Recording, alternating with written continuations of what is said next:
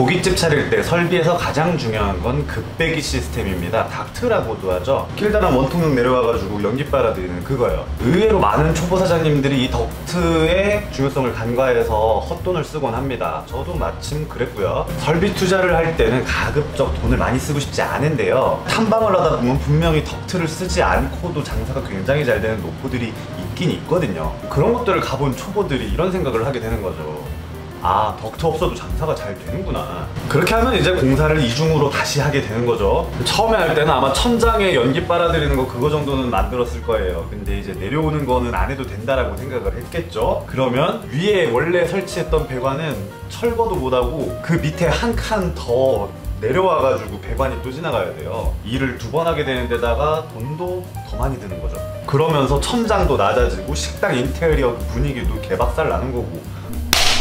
덕트는 크게 상향식 덕트와 하향식 덕트가 있습니다. 상향식은 연기가 위쪽으로 올라가서 상향식이고, 하향식은 연기가 아래쪽으로 내려가서 하향식입니다. 위쪽으로 올라가는 건 당연히 원통형이 내려가고요, 하향식은 아래쪽에서 빨아들이는 거죠. 장단점을 간략하게 정리를 하자면은, 상향식은 이게 원통형이 이렇게 손님들끼리 얘기를 할 때 얼굴을 가리게 되니까 불편한 점이 많이 있고요. 대신 연기라는 건 위로 올라가는 게 자연스러우니까 그 출력이 그냥 적당히 있어도 됩니다. 한편 하향식은 테이블과 일체형으로 아예 인테리어까지 세팅으로 다 완전히 만들어 놔야 되고요, 배관이 바닥에서 싹 지나갑니다. 그래서 이 위에 시선을 가리는 게 없으니까 조금 더 고급진 분위기를 연출을 할 수 있고요. 대신 설비 투자비가 되게 많이 들어요. 비쌉니다.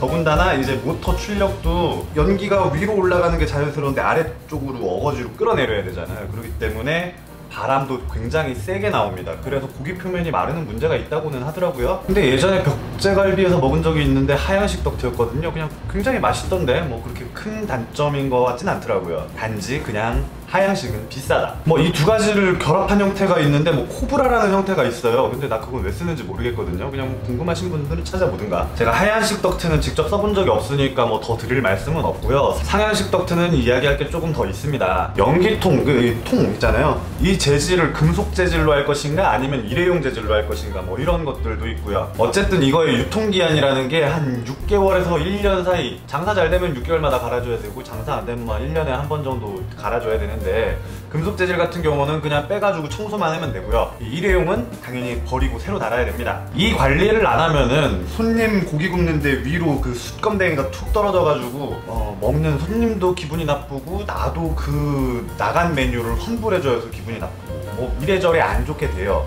이미지도 안 좋아지고. 그냥 오래 쓰실 거면 약간 금속 재질이 나은 것 같고요. 약간 포장마차라든가 대포집 스타일로 이렇게 하면은 일부러 일회용을 선택하는 게 나은 것 같습니다. 자, 덕트라는 건 이 내부의 공기를 빨아들여가지고 외부로 뱉어내는 그런 거잖아요. 그래서 외부에서 매장 내로 투입해야 되는 공기 구멍이 필요합니다. 근데 난방을 하든 에어컨을 틀든 이게 다 막혀 있어야지 효율이 좋잖아요, 열 효율이. 그러다 보니까 초보 같은 경우, 저도 그랬고요, 이 구멍들을 없이 그냥 이렇게 만들어 버리면 어떤 일이 벌어지게 되냐면, 매장 내부가 진공 상태와 가까워집니다. 사실 그 열 효율이 아까워서 그랬다기보단 몰라서 안 했고, 그 덕트 사장님은 나한테 왜 안 알려줬나 몰라. 아무튼 그 진공 상태가 되면은, 우리 같은 경우에는 어떻게 됐냐면은, 화장실 문하고 이 매장 내부 사이에 압력차가 워낙 크다 보니까 화장실 문이 열리지가 않을 정도로, 그 정도로 심했어요. 그러다 보니까 그냥 입구를 확 열어놓고서 그렇게 있는데, 그럼 입구를 통해서 바람이 엄청나게 세게 투입이 되더라고요. 그러면 뭐 겨울 같은 때 막 춥다 그러지.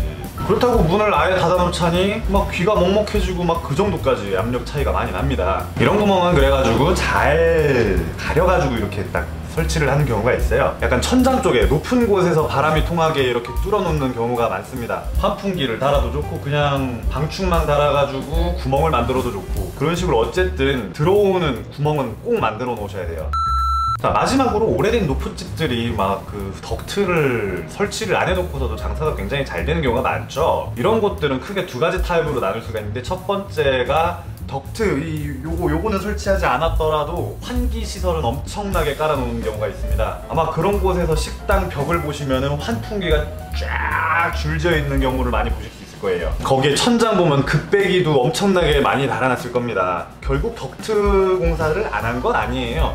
그냥 요 원통이 안 보일 뿐이지. 그렇기 때문에 고기 굽다가 연기가 올라와도 천장에서 다 이렇게 빨아들이는 겁니다. 2번째 타입은 진짜로 덕트 설치가 안 돼 있는 집이 있어요. 그건 진짜 오래된 집들 말하는 거죠. 뭐 떠오르는 곳이 몇 군데가 있는데 아직도 장사는 굉장히 잘 되죠. 근데 저는 왜 그런 데를 가야 되는지 모르겠어요. 사실 뭐 그렇게 막 연기 때문에 막 힘들다 그래가지고 한 번도 가본 적은 없습니다. 아니 돈을 그렇게 많이 벌었으면 좀 투자를 해야 되는 거 아닌가? 어쨌든 이런 데 보고서 덕트가 없이도 장사가 잘 된다는 환상에 빠져가지고 일을 그르치지 마세요. 이런 타입들은 그 유명한 게 유명한 걸 만들고 유명해서 유명한 집이에요. 그런 거 따라하지 마세요. 자, 이쯤에서 마무리할까 했는데 아까 에어컨과 난방 얘기가 좀 나와서 좀만 더 덧붙일게요. 초보 고깃집 사장님들이 많이 하는 실수 중에 하나가 또 에어컨 용량인데요. 예를 들어서 우리 매장이 20평이라고 치자고요. 그러면 에어컨 파는 데 가가지고 20평짜리 에어컨을 살 거란 말이에요. 그러면 안 돼요.